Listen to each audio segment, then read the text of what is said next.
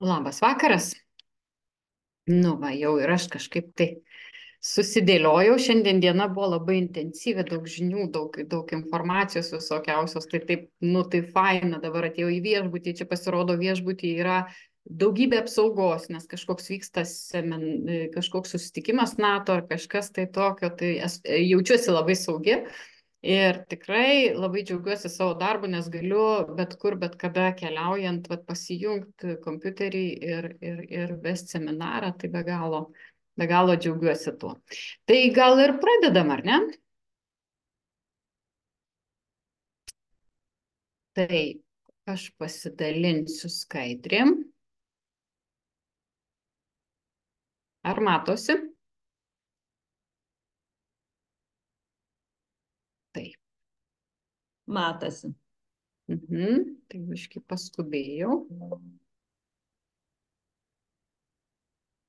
Puikiai.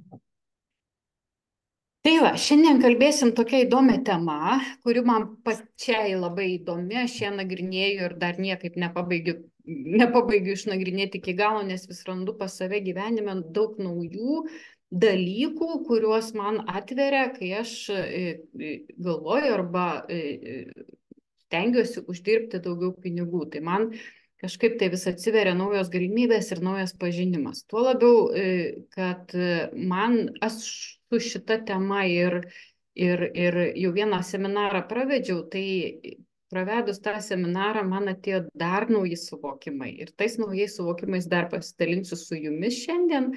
Ir tikrai daug tokių stiprių dalykų pati gyvenime savo esu patyrus, tai viską papasakosiu ir jūs galėsit viską išgirsti. Ir tiesiog pasižiūrėti savo gyvenime, kas pas jūs veikia arba kas pas jūs neveikia, kai jūs kalbat arba galvojat arba norit uždirbti daugiau pinigų. Tai seminaras, kaip susiformuoja pinigų fenomenas. Sunku uždirbti, bet lengva išleisti. Ir šitą tekstą, man atrodo, daug kas kartoja ir jūsų aplinkoje, gal ir jums teko kada nors sakyti tuos žodžius. Ir pasirodo, pinigų uždirbimas, išleidimas ir elgesys mūsų su pinigais labai priklauso, kuriame gyvenimo etape mes esame. Šiaip žmogus turėtų pereiti 3 gyvenimo etapus. Pirmas etapas yra išgyvenimas, tarsi vaikystė. Mes tenai bandom prisitaikyti, bandom apsidairyti, kas čia kaip gyvena, kas čia ką daro, bandom pakopijuoti ir kaip vaikas kopijuoja suaugusius, bando kažkaip tai tą susikurti saugumą, bando išreikalauti iš suaugusių, kad jie sukurtų saugumą. Tai va tas vaikystės tas etapas arba išgyvenimo etapas kartais, žinokit, užsitęsia ir suaugusio žmogaus gyvenime. Ir mes apie tai dar daugiau pakalbėsim. Antras etapas toks tarsi vertybių patikrinimas. Išgyvenimo etape mes labai dažnai su pinigais turim tokį modelį, kad tarsi ir ateina tie pinigai, bet jų ir nelieka. Ir visada atrodo gyvenu į skolą, į trūkumą, į skolą. Lyg tai ir nemažai ateina tų pinigų, bet vis jų kažkur nelieka, jie kažkur išsitaško, išsibarsto ir taip, nesukaupiu kažkokio pinigų didesnės sumos. Antras vertybių patikrinimo etapas tada, kai žmogus kažkokiu būdu pradeda sukaupti tam tikrą kiekį pinigų arba pradeda jau geriau gyventi, įsigyja nekilnojamo turto, nusiperka geresnį automobilį, kažkas vyksta, keliauja, kažkas vyksta tokio tarsi pozityvaus. Ir tada tame etape būna patikrinimas toks vertybių. Jeigu žmogus išeina į tą antrą etapą pagal savo prigimtį, pagal savo gebėjimus, talentus, pagal savo pašaukimą, ir gyvena pagal tai, ir veikia pagal tai, tai visos tos vertybės, prigimtinės vertybės, jos yra puoselėjamos ir jos leidžiamos į apyvartą, kaip aš sakau, tai viskas tvarkoja, žmogus yra ramus, žmogus yra balanse ir jisai keliauja jau link to trečio etapo gausos ir pilnatvės. Jeigu vertybių patikrinimo etape mes gaunam tokius smūgius vieną po kito. Vat tarsi uždirbom pinigų ir čia vat taip paėmė ir subyrėjo santykiai, tarkim. Arba labai labai stengiuosi kažkur tai vat, save realizuoti, gauti iš savo veiklos mylimos kažkiek pinigų, paėmė ir subyrėjo sveikata. Ir čia suveikia kompensaciniai mechanizmai, vadinasi, mes gyvenam ne pagal savo prigimtinės vertybės, o pagal primestas, vadinasi, mes negyvenam pagal savo prigimtį, bet kažkas pasakė, kad taip turi būti. Ir apie visą tai pakalbėsim ir dažniausiai vertybių patikrinimo etape žmonės, jeigu gyvena ne pagal savo vertybės, jie išmetami vėl į išgyvenimo etapą.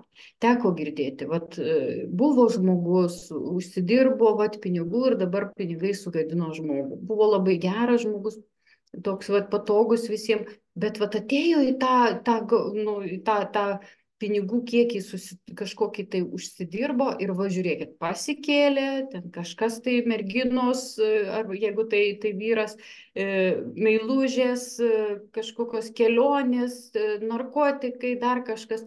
Ir va čia va šitame etape labai atsiskleidžia, kas yra žmogaus viduje. Tai apie tuos etapus kalbėsim ir juos visada liesim. Trečias etapas yra gausa ir pilnatvė. Tai yra, kada ir yra ramybė, ir yra pinigai, ir yra pakankamai daug džiaugsmo, ir susikuria santykiai, ir sveikata nešlubuoja. Tai yra tokia pilnatvė, gyvenimo pilnatvė. Tokių pilnatvėje gyvenančių žmonių yra, bet jų yra labai nedaug, nes labai daug sulūžta žmonių vertybių patikrinimo etape. Ir dabar pakalbėsim apie viską iš eilės ir jūs sužinosit daug dalykų. Rašykite į chatą ir tuos klausimus po to gale jau mes atsakysim ir galėsim šiek tiek padiskutuoti, ar tiesiog tuos klausimus jūs viena kitos pamačiusios ar išgirdusios, jūs galėsit galbūt savo atsakyti į kažkokius gal neužduotus klausimus. Gerai, keliaujam toliau. Sulaukęs maždaug 35 metų žmogus savo gyvenimą formuoja panašiai tokiu principu. Sąmoningai priima sprendimus apie 5% savo gyvenimo, pasąmoningai automatiškai veikia beveik 95% savo gyvenimo. Kodėl taip vyksta? Mūsų protas, loginis protas, labai gerai priima pasąmoninės programas ir padaro jas automatinės, todėl kad labai paprasta. Jeigu jau taip įvyko, taip kažkada buvo, kažkada kažką tai mes susidėjom į savo pasąmonę, tai labai paprasta paimti tą ir naudoti, paimti ir naudoti. Kas tai yra pasąmoninės programos? Pasąmonė mūsų tai yra mūsų gyvenimo archyvas. Ką mes ten susidedam, kas vyksta praeityje, kas vyksta mūsų gyvenime, tai mes viską susidedam į tą archyvą ir ten stovi tas archyvas.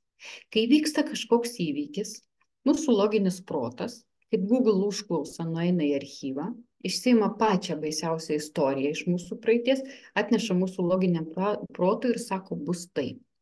Ir mes tada išsigastam, pabijom kažko, sustojam, nebeinam į priekį ir žiūrim, kas čia toliau bus.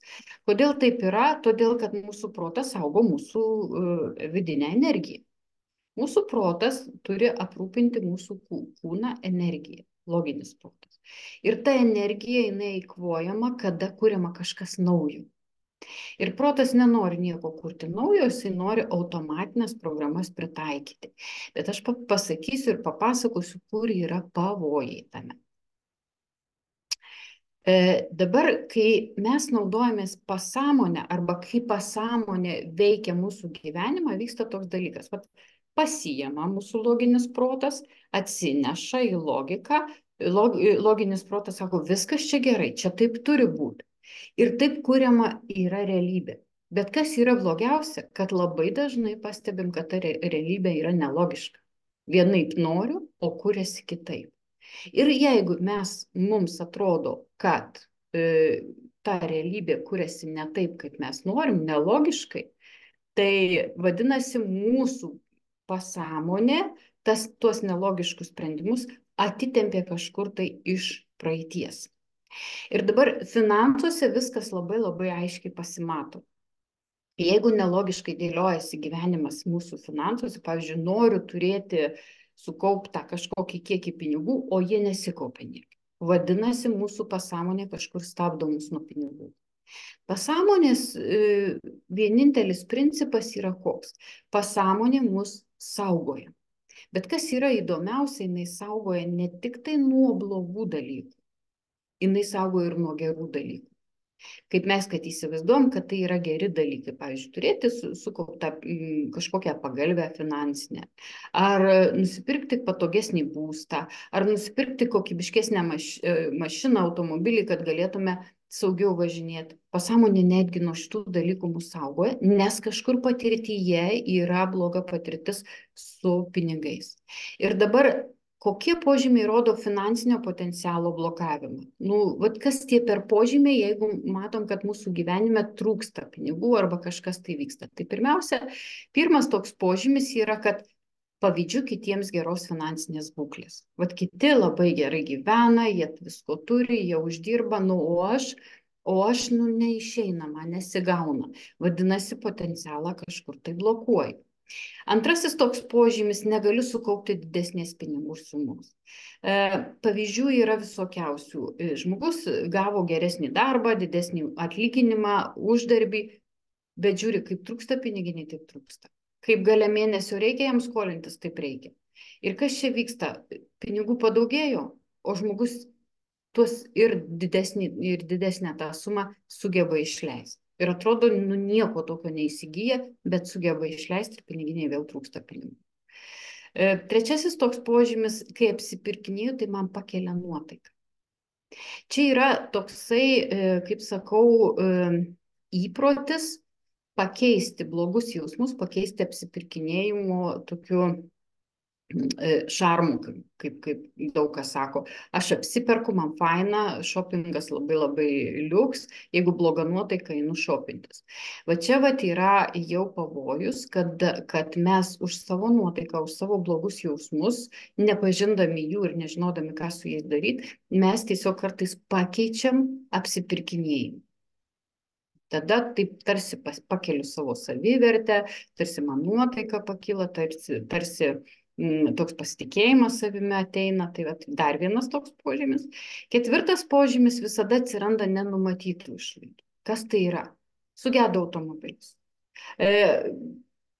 Lėkiau per šitą pro aparatą su automobiliu ir nufotografavo, turiu sumokėti baudą. Suplyšo, ten batai, reikia naujus batus nusipirkti. Ten dar kažkokios, sugedo, pavyzdžiui, televizorius, ar sugedo šaldytuvas, reikia pakeisti naujų. Ir tokių netikėtų išlaidų jų atsiranda, mums tai atrodo kasdienybė. Atrodo, kad taip viskas turi būti. Bet faktas yra tas, kad tai yra požymis, kad aš blokuoju savo finansinį potencialą. Penktasis požymis yra bijau, kad kai turėsiu daugiau pinigų, kiti pavydės. Va čia šitie visi požymiai yra iš pirmos išgyvenimo zonos. Ta išgyvenimo zona bijau, kad kitam blogai nepadarytų. O jeigu man pavydės, kaip aš čia dabar sugadinsiu kitam žmogui nuotaiką? Čia tokia truputėlį ir iš aukos pozicijos, bet yra žmonių iš mano patirties, kada jie ateina ir sako, gerai, aš kai turėsiu pinigų, taigi visi apkalbės mane, čia visiems čia bus blogai, čia toks biškis susireikšminimas gaunasi, bet iš tikrųjų yra toks mąstymas ir tokia baimė. Šeštasis požymis, nerimo jausmas kyla, kai pagalvoju apie pinigus. Ir aš pati tą turėjau ir tik tai pradedu galvoti, kad reikės mokėti mokesčius, čia mėnesio galas, čia reikės susiskaičiuoti ir iš karto kyla man tokia ir nerimas, ir baimė. Kaip tą padaryti reikės? Ką čia su tuo daryti? Kaip čia išsisukti? Kaip čia susiskaičiuoti? Tokia iš karto sureikšminimas tų pinigų. Iš karto kyla tokia visokios baimės, kad neturėsiu ką valgyti ir visi kiti dalykai. Tai tas nerimo jausmas irgi rodo, kad mes blokuojam potencialą finansinį ir kad mes galim uždirbti tų pinigų ir kad jų gali atsirasti, bet mes neleidžiam savo, kažkur mums pasąmonė neleidžia savo jų turėti daugiau. Septintas požymis, daug stengiuosi, daug dirbu, bet pinigų kaip neturiu, taip neturiu. Va šitas požymis rodo vieną labai svarbų dalyką. Aš galvoju, kad nuo mano pastangų ir darbo laiko, įdėto darbo priklauso mano pinigų kiekis. Ir čia yra tokia tiesa arba taisyklė, kurią mums gali būti įdėję tėvai, kurią gali būti mums įdėję kažkokie darbdaviai arba mokytojai. Daugiau pasimokinsi, geriau gausi. Geresnį pažymį gausi. Tai va čia va apie tai. Ir aš labai daug stengiuosi, darbuojuosi vienam darbe, paskui darbuojuosi dviejuose darbuose, ten dar kažkur trečiam darbe, jeigu turiu laiko, ir galvoju, kad nuo to didės kiekis pinigų. Bet nedidėja, o mes vargstam ir sugadinam savo sveikatą. Ir ne nuo to priklauso pinigų kiekis mūsų kišenėje. Mūsų gyvenimo aplinkybės, ir aš dabar jas išskleisiu, kaip jos atspindi mūsų pasąmonę. Žmogaus patyrimai yra labai įvairūs. Aš išskyriau čia 4 patyrimus, bet jūs atrasit gal ir daugiau savo gyvenime patyrimų, bet reikia labai aiškiai suprasti, ką žinutė transliuoja. Kokią pasąmoninę žinutę transliuoja mano patyrimas. Pavyzdžiui, daug dirbu, mažai uždirbu. Kaip sakiau, mano darbo kiekis priklauso, pinigų kiekis priklauso nuo mano atlikto darbo kiekio arba laiko praleisto darbe. Ir šita pasąmoninė žinutė, tai logiškai aš daug turiu dirbti, kad daug uždirbčiau, bet kuo daugiau dirbu, tuo mažiau uždirbu. Kaip čia gaunasi? Pasirodo, aš iš to darbo, iš tų žmonių, kuriem aš dirbu, ar apskritai gyvenime aš laukiu pripažinimų. Už mano pripažinimą atsakingas mano darbas. Jeigu aš gerai tą darbą padarysiu, vadinasi, užsumokės man pinigus, tada aš jausiuosi pripažintas arba pripažinta.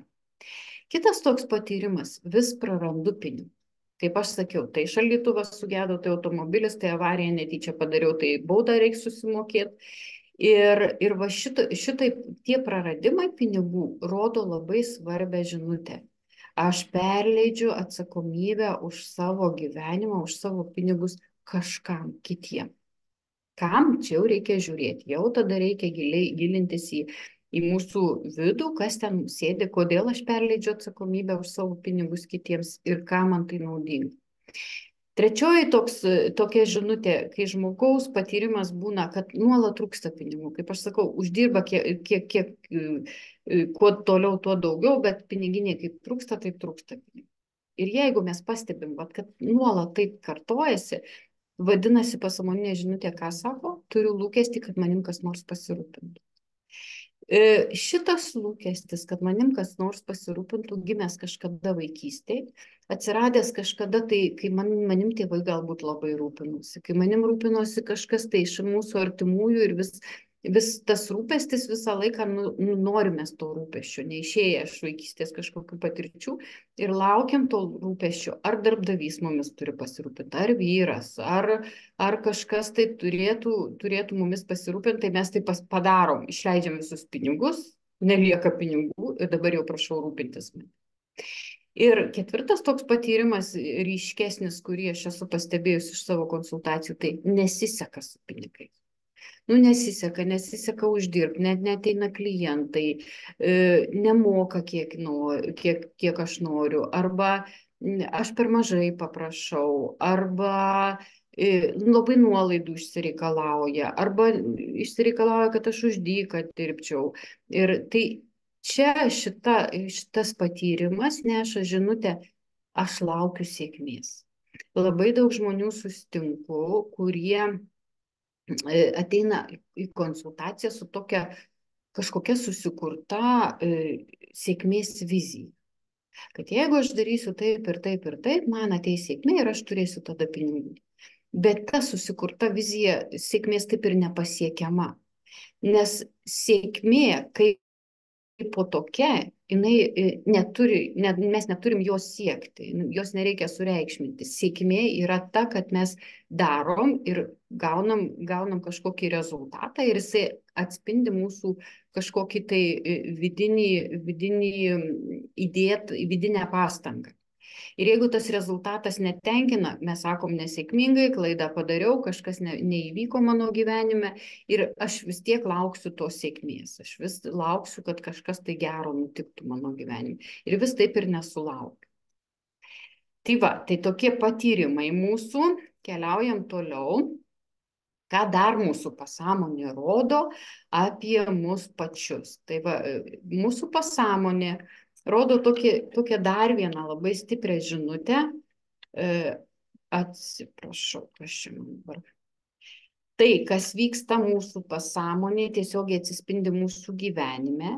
Ir jeigu mums tai nėra priimtina arba nelogiška, vadinasi, atsakomybė už mūsų pinigus yra ne mūsų rankose. Mes tą atsakomybę perleidžiam kažkam.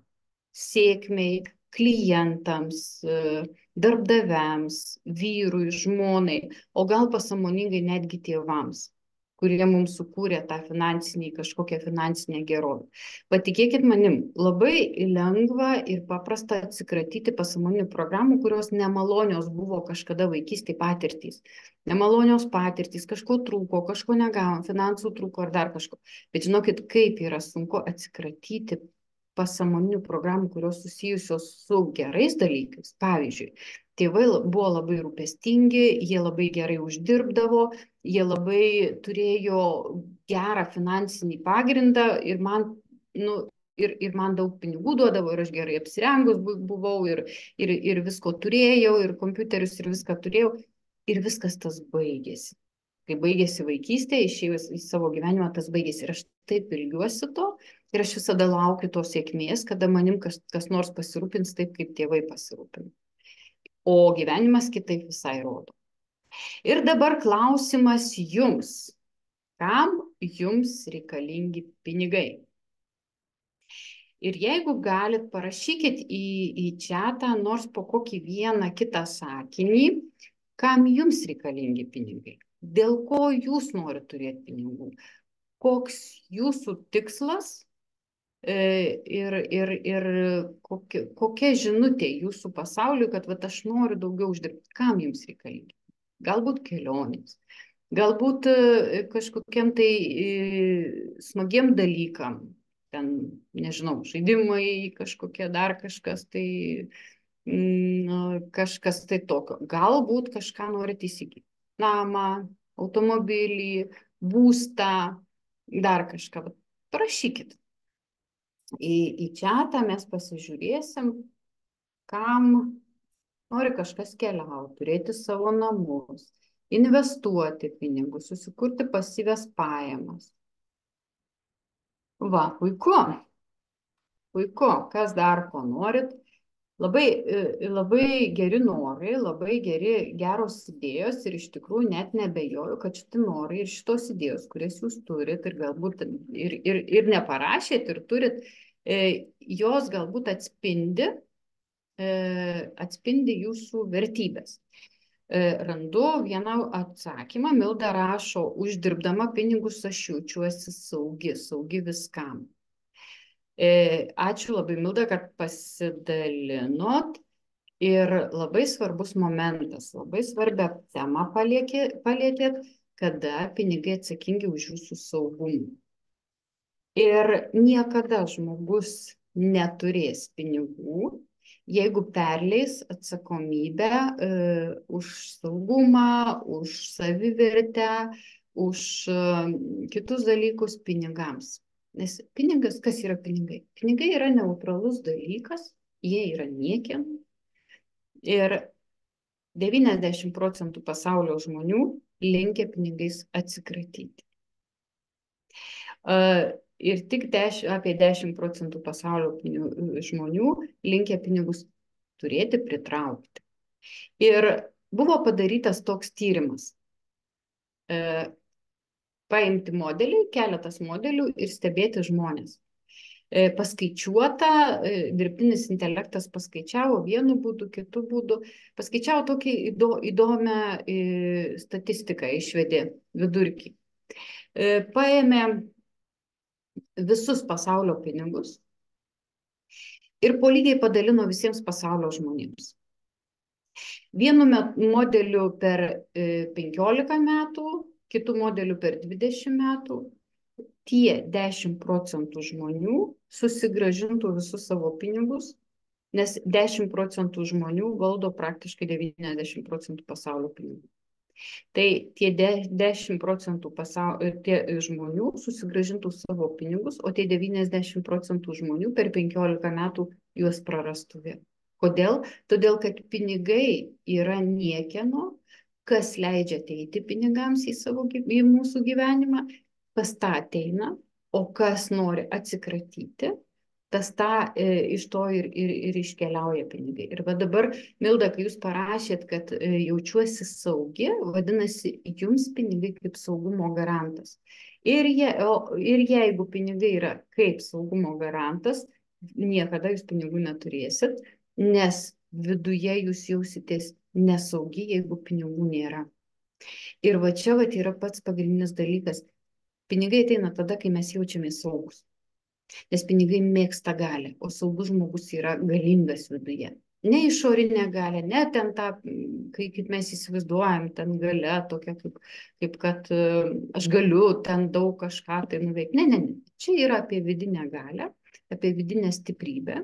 Ir jeigu žmogus turi tą vidinę stiprybę, pinigai visada ateis ir visada užsiliks. O jeigu žmogus jaučiasi nesaugus, tai tiesiog nėra vietos pinigam. Jie tiesiog bėga iš mūsų. Tai kaip surasti vidinę galią, čia jau vėl kitas klausimas ir vėl kiti dalykai.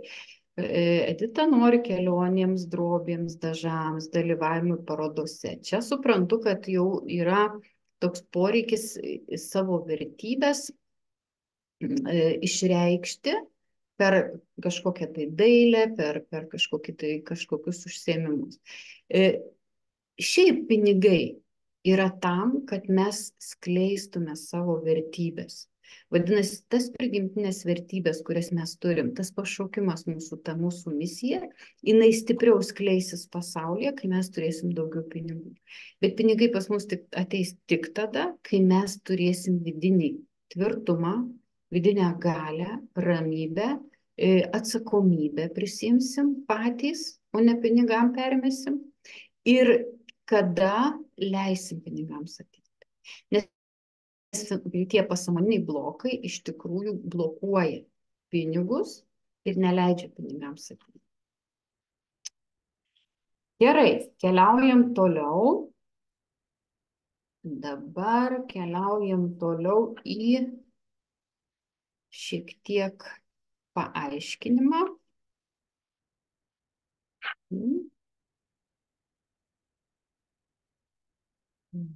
Kodėl man čia skaidrė nepersima. Dabar iš jūsų tarsi išgirdau tokį, jeigu būčiau finansiškai nepriklausomas, tai įgyvendinčiau savo norus ir tikslus. Ne? Jeigu būčiau finansiškai nepriklausoma, gerai jausčiausi, saugiai jausčiausi. Ne? Turėčiau nuosavą verslą, kažkokią veiklą. Būna, kad keliaučiau, būna, kad sako, noriu to verslo, noriu daryti verslą, bet neturiu pinigų, neišeina, nesigauna. Būčiau laisva, būčiau laiminga, dar visokių tokių, būčiau saugi, irgi. Ir kur yra bėda?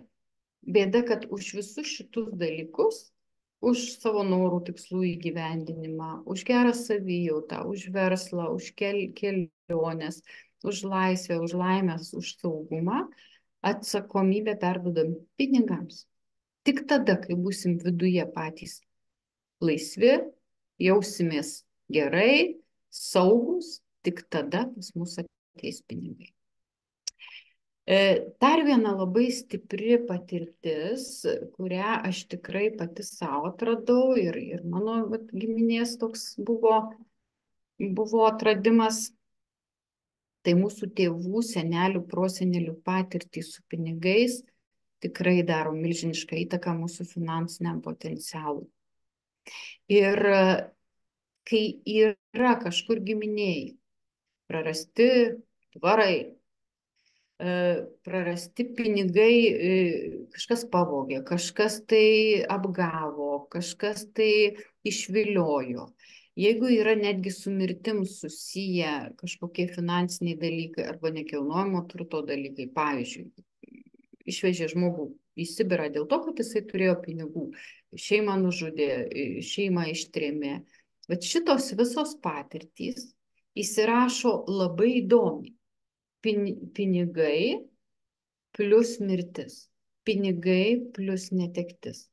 Ir va tos patirtys įsirašo į mūsų tėvų senelių pasąmonę ir tarsi genetiškai, tarsi perdodamos patirtys mums su didelė baime. Neturėk pinigų, nes išveš, neturėk pinigų, nes pavogs, neturėk pinigų, nes numirsi.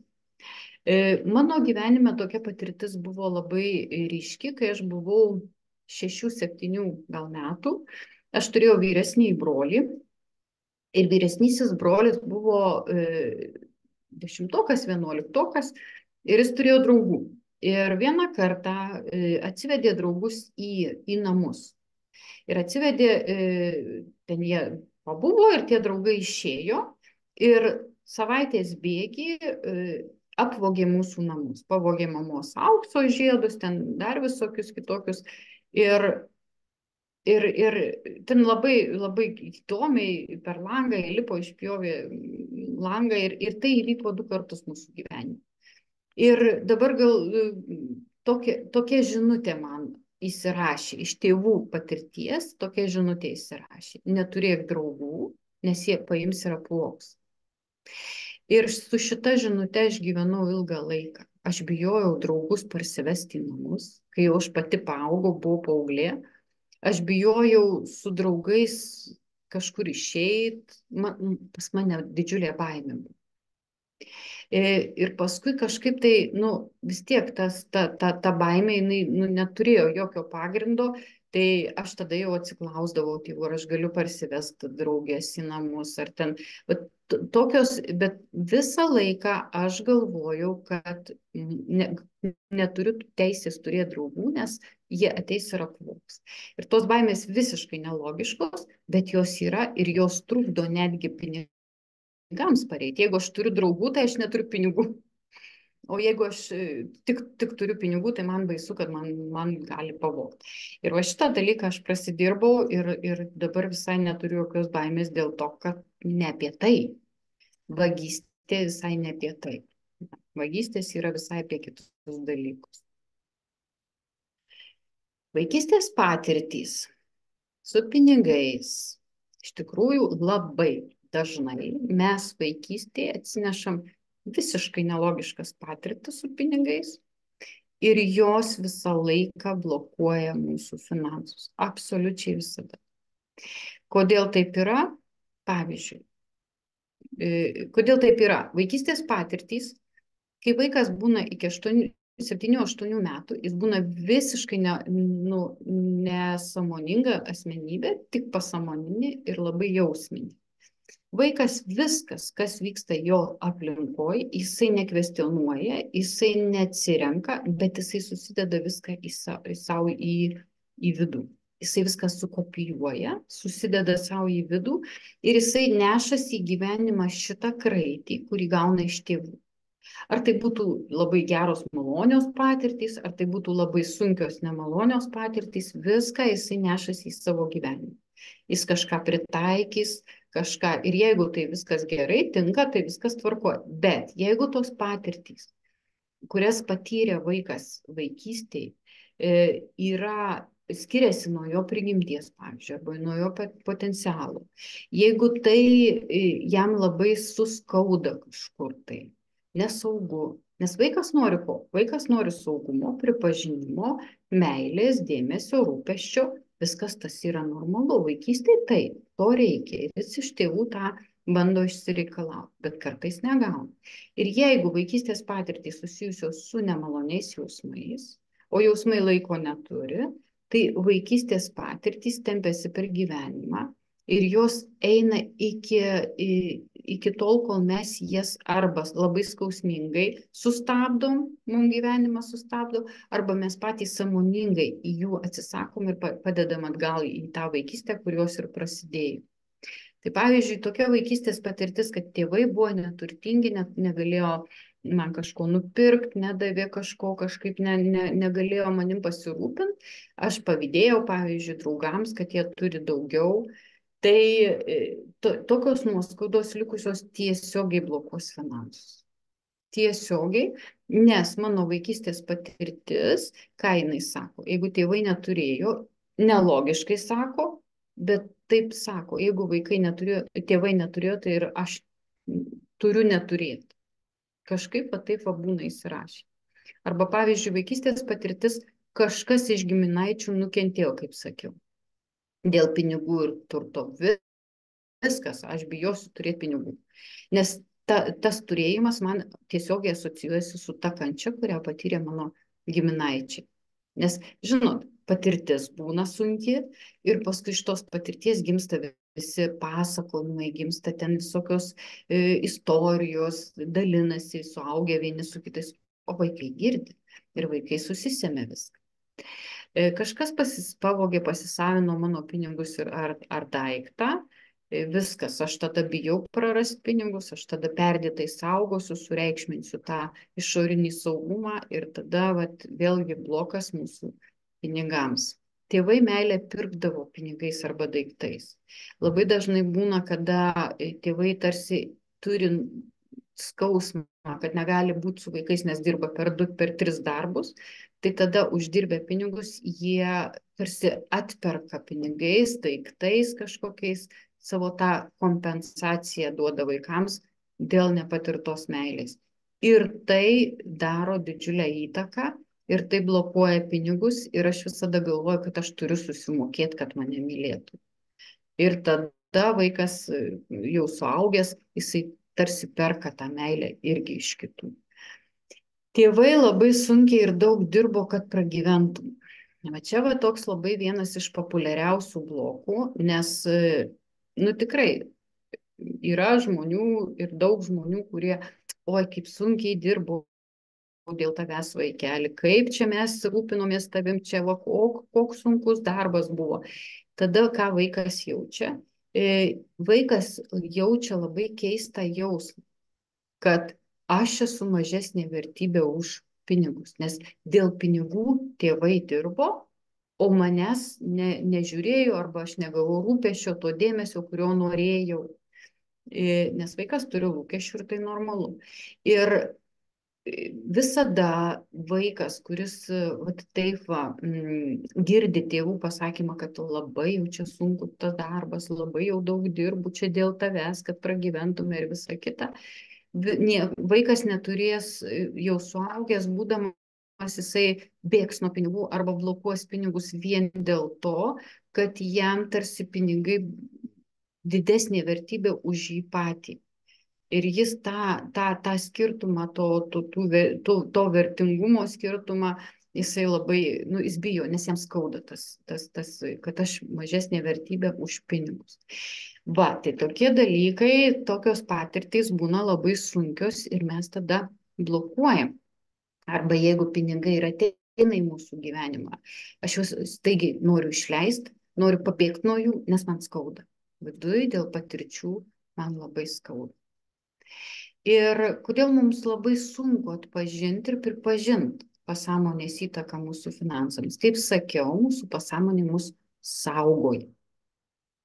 Ir jeigu mes pripažįstam, kad pasąmonė blokuoja mums finansus, mes tarsi atsisakom saugumo, ogi kiekvienas norim būti saugus. Ir pažeidžiam tą pagrindinę pasąmonės funkciją sukurti mums saugumą. Tai ką tada daryti? Saugumas nepriklauso nuo mūsų pasąmonės funkcijų, nes mūsų pasąmonė yra visiškai nelogiška. Ir jinai saugoja, tarsi saugodama mus, jinai apsaugoja ir nuo mūsų pašaukimų.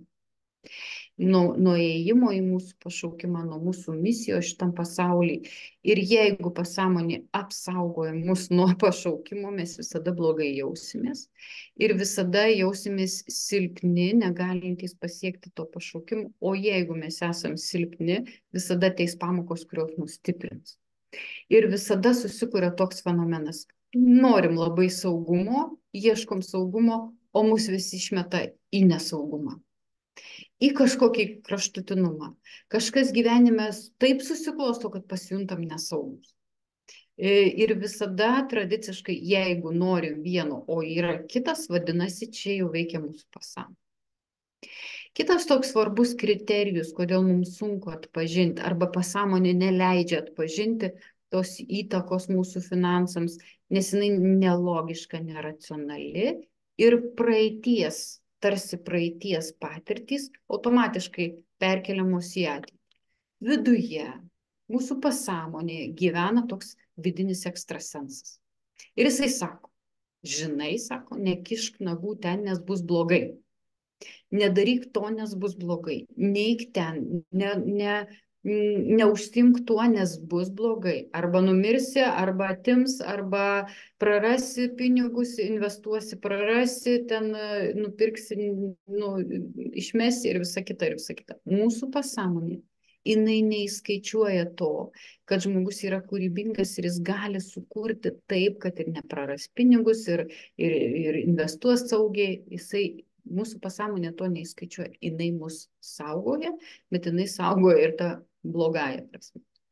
Tai jinai geriau paims, perkels praeities įvykius į ateitį ir sakys, bus taip. Ir sako, bus taip.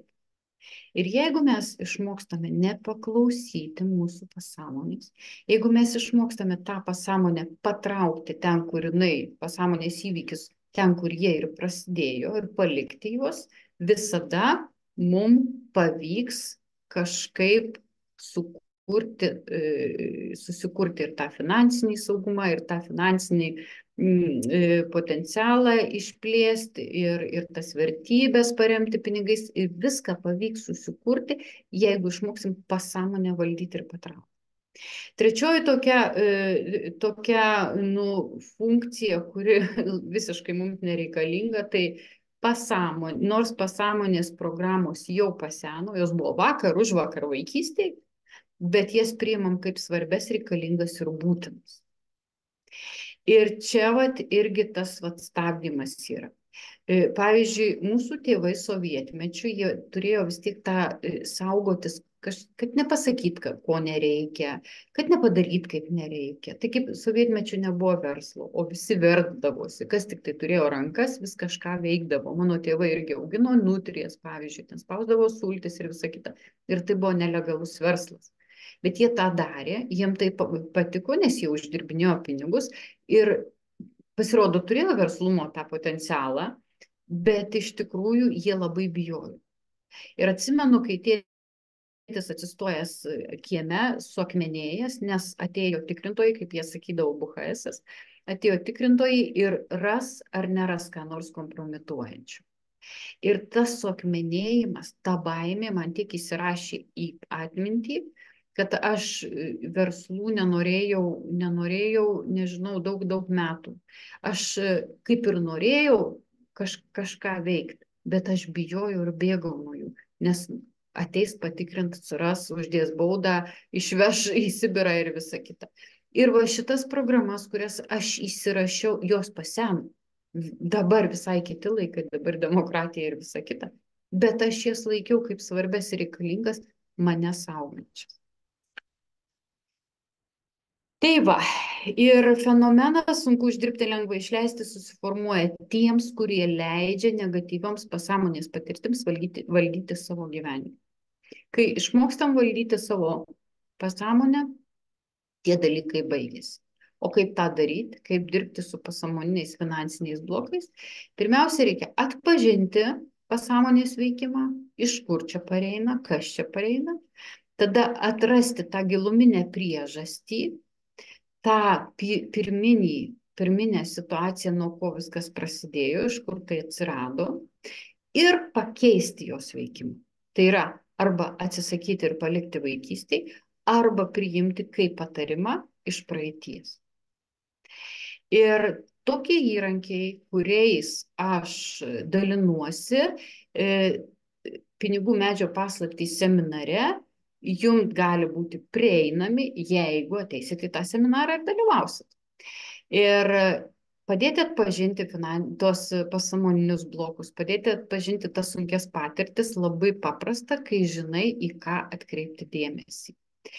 Ir pačias pasąmoninės programas atpažinti galima žydinčių obelų seminare, tai yra antras mano seminaras kurtas, ir pasąmonę valdyti galima išmokti ir būtent čia, šitam seminare. Tai du seminarai, vienas labai konkretus dėl pinigų, kitas pasąmonės įvaldymas ir pamatymas, kuo aš gyvenu ir kas tai yra du mano autoriniai seminarai, į kuriuos noriu pakviesti. Tai tiek šiandien. Ačiū tau labai, Edita. Klausiausi iš tikrųjų ištempus ausis ir atrodo, aš esu jau praėjus ir tavo žydinčias obelis 2 kartus ir pinigų medžio paslaptis, bet turbūt, kai atidirbi su vienais dalykais, ar ne, dar žinoma yra ir kitų dalykų, kur turbūt visas mūsų gyvenimas ir yra mūsų gyvenimo mokykla. Tai dabar iš karto norėčiau tada pasakyti, tai kad nuo kito trečiadienio prasideda gyvai susitikimai Sveikatingumo saloje, kur vyks žydinčių obelų seminarų kursas. Tai bus 5 trečiadieniai ir yra likusios 2 vietos. Kaina yra 85 eurai ir taip pat yra planuojamos pinigų medžio paslaptis, tik dar nežinom tiksliai kada. Būtų labai įdomu sužinoti iš čia, kas esate prisijungę, ar norėtumėt, kadangi nežinau, kas iš kur yra, ar norėtumėt gyvo susitikimo, ar norėtumėt onlininio susitikimo ir kurio kurso norėtumėt. Nors pati iš savęs galiu rekomenduoti, kad geriausiai yra, kai pirmiausiai praeini žydinčias obelis ir paskui šoks į pinigų medžio paslaptis. Tai būna daug paprasčiau ir daug aiškiau. Tai tikrai ačiū tau labai, buvo labai gera informacija. Ir dabar pasižiūrim, ar nėra klausimų. Tikrai galiu rekomenduoti ir paskatinti. Galite įsijungti mikrofonus. Klauskit, kol yra Edita čia, nes praeitą kartą mes turėjom labai gerą vieną tokį pokalbį su viena mergina, kuri užklausė čia vietai. Edita jai pagelbėjo. Tai va. Tai tie, kurie norit, įsijunkit mikrofonus, klauskit, kol turit galimybę. Na, o daugiau klausimų kaip ir nėra. Tai yra tik kam reikalingi. Aš paklausiu. O pavyzdžiui, mano atsakymas, kam man reikalingi pinigai investavimui, kad ateitie turėt pasyvės pajamas susikurties. Kam aš perleidžiu atsakomybę? Investavimas yra labai gerai. Tai yra kūryba. Investuoti žmonės ir kai mokosi, ir po to tą daro, jie tikrai turi tas pasyvias pajamas, kurios tarsi užtikrina tą gyvenimo kokybę. Yra klausimas, kam yra reikalingos pasyvios pajamos? Kad, na, tai būtų kažkokiu būdu gaunamos pajamos, tiesiog, pragyvenimo pajamos. Mhm. Ar gali būti, kad tos pasyvios pajamos galimai turėtų užtikrinti saugumą gyvenimą? Ne tai, kad saugumą, gal labiau laisvę. Dėl to, kad ir dabar, būnant Ispanijoje, tas kelias dienas mes su vyru diskutavom, kad kaip yra smagu, jeigu tu turi savo verslą, kurį gali valdyti iš bet kurio pasaulio krašto, tiesiog keliauti, turėti tą gal nepriklausomą laisvę kažkokiai tai vietai, kad mes galėjom iš bet kur dirbti, tiesiog ryte irgi nueidavom į kavinę, atsidarydavom kompiuterius, pasidarydavom darbus ir tiesiog paskui praleidom tikrai labai gerai laiką.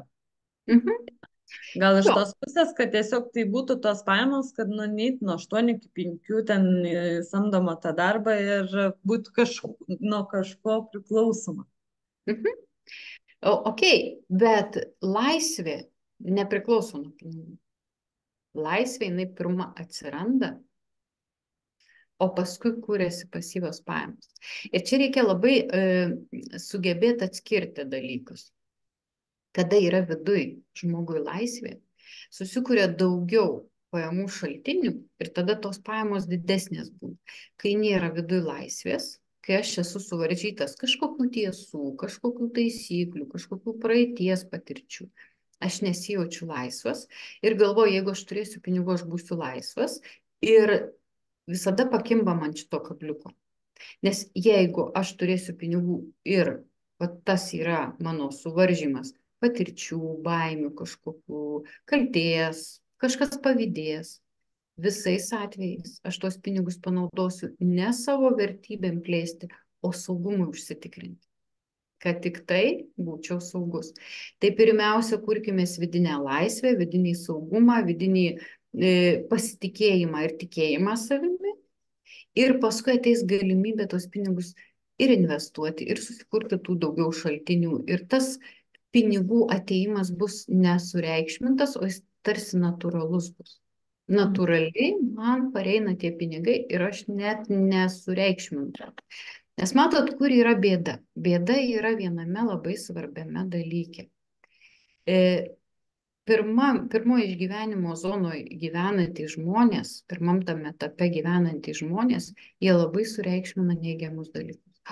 Neturiu pinigų, oi pasibaigė pinigai, oi negerai, oi neturiu kaip sumokėti ten kažkam, neturiu iš ko keliauti. Ir žmonės sureikšmina. Ir žinokit, mūsų loginis protas, tai ką mes sureikšminam, tą ir kartoja.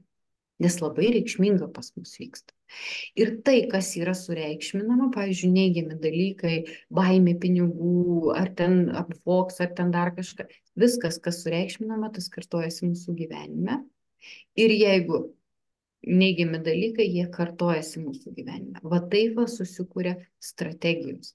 Ir va čia va yra pati didžiausia problema, kad žmonės to nesupranta. Galvoja, kuo labiau dejuos, tai tuo greičiau tie pinigai ateis. Ne.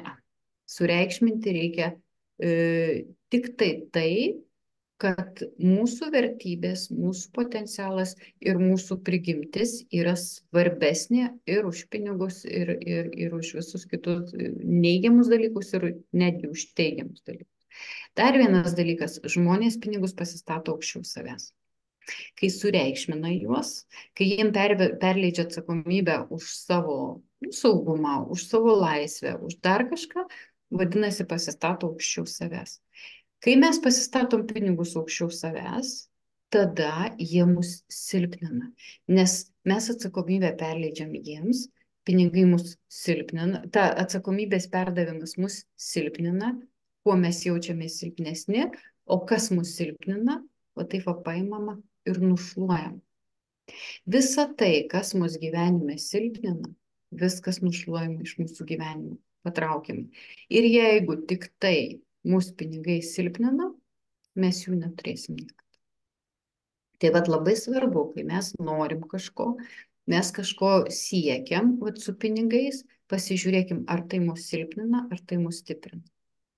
Nes stiprinimas reikalingas tam, kad mes galėtume savo pašaukimą įgyventi. Mes turim būti stiprus, turim būti galingi. Ir pirmiausia, stiprumas ne nuo pinigų priklauso, o nuo mūsų vidinio nusiteikimo. Kuo mažiau mūsų pasąmoninių programų, kuo mažiau nuoskaudų, kuo mažiau kažkokių tai įsitikinimų ir tiesų, kurios nėra mūsų, jos yra primestos, tai nėra mūsų, kuo jų mažiau bus, tuo mes jausime stipresni. Tiek. Na, ar dar kas nors turi klausimų? Nes dar kol kas yra visos prisijungusios. Ar turit kas klausimų? Ar mes baigiam? Gal dar turi kas pasidalinti iš savo patirties kažkuo? Šiandien tyla. Arba aktuali labai tema, arba kažkaip tai skauda gal? Kaip yra? Aš taip pat galvoju. Ar labai skauda, ar aktuali tema? Ir kur yra problema? Kas dar norite, kad atsakytų jums va taip į klausimą? Drąsiai, drąsiai tikrai įsijunkit mikrofonus, klauskit.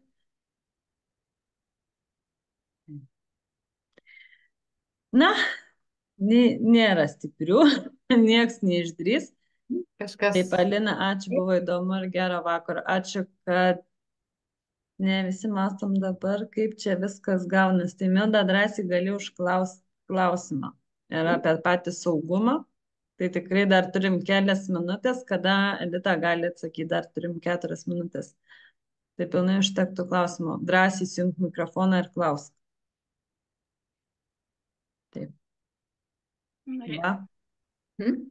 Aurima. Norėčiau padiskutuoti, tik kažkodėl neįsijungia mano video. Va. Na, esu šiek tiek mokiusis apie pinigus ir, na, visokių irgi tokių turiu ir patirčių, ir pamastymų, bet norėčiau padiskutuoti, kaip galvojat jūs, lektorė, apie tai, kad, na, tą patį minėjot, kad mes turim pinigų tiek, kiek, nu, va čia mano toks teiginys, kad tiek, kiek galiu tuo metu panaudoti. Nu, tiek, kiek leidžiu savo turėti. Ar taip, nu, ar nežinau, kaip čia aš aiškiai pasakiau, bet mano toks pastebėjimas įvyko, net aš ir pati galvoju, galėčiau turėti daugiau, bet jeigu turėčiau daugiau, tada daryčiau tai, kas netitinka mano vertybės, ta prasme, nu, ir tarsi toks pasąmoningas uždraudimas atsiranda. Kai pradedi šiek tiek pasikapstai, supranti, kad, nu, ir pati savo neleidi jų turėti daugiau, nes jie atneš tau, nu, pavojų kažkokį, tai, ne, arba vertybių sugriovimą. Taip, tikrai taip, kiek mes jaučiamės verti, tiek mes ir turim pinigų. Nuo pinigų kiekio pasirodo mūsų savivertė. Bet čia yra nenuosprendis, nes tai, ką jūs pasakėt, kad jeigu ateis pinigai, didesni pinigai į mano gyvenimą, gali sugriauti gyvenimą, sugriauti vertybės. Pinigai yra neutralūs, jie nieko negriauna, jie nieko nedaro. Esi pats. Tai pats žmogus, jeigu jisai turi primestų vertybių ir jisai turėdamas daugiau pinigų kažką ne taip daro, vadinasi, jis gyvena ne savo gyvenimą. Ir ko gero pas jūs yra patirčių kažkokių iš praeities, iš kažkur tai matytų ar girdėtų kažkokių praeities patirčių, kad kai žmogus gavo daugiau pinigų, ten jis pradėjo kažką ne taip daryti, kažkokias vertybės netokias reikšti ir kažkaip tai elgtis ne taip, kaip jums atrodo, arba ne pagal tai, kaip jūs suprantat, kaip jūsų vertybės stovi kokia hierarchija. Tai čia reikia bijoti vieno dalyko, reikia bijoti ne tai, kad aš bijau įsileisti pinigų, reikia bijoti tai, kad mano pasąmonė valdo dar dabar mano gyvenimą ir jinai sako, ne, tu neturėk pinigų, nes būsi bloga. Tai va čia va, ta esmė yra. Ir jeigu pasąmoninę šitą programą patraukti, pažiūrėti, iš kur jinai atsirado, kada jinai užgimė ir tiesiog patraukti iš savo gyvenimo, ten palikti toj praeitį, kur jinai ir užgimė ta tokia taisyklė, pamatytumėt, atsilaisvintų jūsų vidus ir tų pinigų tikrai atsirastų daugiau. Piniginiai. Nu, jo, aš taip irgi galvoju, bet aišku, irgi galbūt filosofuoju šiek tiek kai kuriuose vietose, kad, nu, galbūt bus taip, jeigu, ar ne. Ir aišku, plačiau žiūrint visgi irgi bandau matyti, kad tą įtaką labai daro ir tos kartos už nugaros, kad kaip ir sakėt, ar ne. Tai yra, nu, atsinešti tie dalykai, tie memai, kurie, nu, tu juos matai, bet išimti ne taip lengva. Jie vis, nu, karts pagauna. Negaliu sakyti, kad visą laiką jie manie, bet jie išlenda kažkokiu momentu, bet su tais tokiais pavojaus, tokiais varpais, ar ne. Tai ir tas, nu, tokia labai man aiški matymas, aiškus tas visgi iš savo, nu, tėvų, protėvių, reiškia senelių, ar ne, ta tokia grėsmė, kad įvairiais aspektais, netgi vieni aspektai, kad pavojinga turėti jo, kaip sakėt, kad gal tada nubaus, vieni buvo taip nubausti, kiti buvo, kad jeigu turėsi, tai paskui irgi, nu, blogus dalykus darysi, ar ne, kažkokius, tai tos potraukių sutrikimai kažkiek atsiras. Jo, bet tas labai toks jausmas yra, kad tai yra toksai atsineštinis dalykas ir jį va taip paimti išoperuot, nu, nelabai išeina. Kai metodų nežinai, tai taip, bet kai žinai metodus, labai paprasta ir lengva. Kitas dalykas, dar vienas. Ką žmogus apie save galvoja, kai jisai sako, kad va, turėsiu daugiau pinigų, tai ten bus kažkokia destrukcija mano gyvenime ar dar kažkas. Taip žmogus galvoja apie save, kad aš esu silpnas. Aš esu silpnas, vadinasi, ateis daugiau pinigų ir aš neatsispirsiu kažkokiem neigiamiem destrukciniam dalykam. Tai va čia va tą silpnumą, kurį apie save galvojat, kad jūs silpna, reikėtų irgi sutvarkyti, nes čia tik tai pasąmoninė programa kažkokia atėjus iš praeities. Tai netgi ne pinigų tema čia, bet ta va, savivertės tema. Iš kur atėjo ta mintis, kad aš esu silpna? Jo, panašu, kad čia yra šito irgi toks variantas. Ačiū. Iš vaikystės? Sunku pasakyti. Taip. Iš patirčių kažkokių. Taip, ir tos patirtys. Dar kaip tik aš galvoju, čia tokia diskusija, bet tas, vat, kaip tik tas atsineštas, kad tu negali būti silpna. Tu negali būti silpna, tu turi būti stipri. O kas čia taip pasakė? Nu, kas pasakė, tai mamosgi taip sakė. O kaip sekasi? Taip sakė, tai aišku. O kaip sekasi būti stipriai? Tai mokausi būti silpna. Tarpsme, kiek ir stipri, ir silpna, kad pusiausvyrą. Nes vien tik stipri, tai labai pavargsti. Faktas. Tai tas labai vargina būti vien tik stipriai. Tai toksai, nes mano karta tai dar buvo, aš labai atsimenu, gerai žiūrėjau tokią laidą, Ja sama. Nežinau, ar jūs turbūt jaunesnė, tai nežinau, ar matėt, buvo Julija Menšova tokia, per tą tarybinę televiziją. Labai faina laida, bet labai tokia, va, laikmečio moteris, Ja sama, aš pati viską. Tai va, šitame yra. Tai nereiškia, kad žmogus labai stiprus. Nu, bet įvaizdis, ar ne, kad aš turiu būti. Taip. Tik įvaizdis. O įvaizdis visada mus vargina. Taip. Jeigu noriu sukurti įvaizdį, kad aš stiprus, tai mes labai pavargstam. Mokėdami priimti save silpną, mokėdami pripažinti, kad aš esu silpnas ir aš mokausi kažko, aš galiu išmokti. Norėdamas sukurti įvaizdį, kad aš stiprus, aš negalėsiu mokintis. Nes atskaitos taškai kiti. Tai gal čia tai irgi pavojus, tas, neturėsiu pinigų, būsiu silpna, o silpna būtai negaliu? Nenoriu. Nu, negalima, neleido. Leidžiame. Taip. Užburtas ratas toksai. Ačiū. Va, turiu galimybę padėti išeiti iš užburto rato. Registruokitės į seminarus, dalyvaukit ir pamatysit, kaip viskas yra paprasta. Dėkui. Prašau. Tai labai ačiū Aurimai, kad išdrįso, užklausė ir buvo iš tikrųjų labai įdomu paklausyti. Tikrai, kas liečia šitos kursus, aš pati labai daug išmokau ir žydinčiose obelyse jau antram kurse atlaisvinau vieną savo potencialą, dėl kurio labai džiaugiuosi ir esu šiai dienai labai rami dėl to. Tai ką, ačiū tau labai, Edita, dar kartą už tai, kad tu dalinies. Ir laukiu mūsų susitikimų, o mūsų dalyviams, tie, kurie buvo prisijungę ir tie, kurie dar pamatys šį įrašą, tai kviečiu daryti pokytį. Pokytis jis yra tikrai nesmagus ir nemalonus, pats veiksmas, bet rezultatas visada nudžiugins mus. Tai ačiū tau ir ką. Visiems iki. Ačiū ir iki.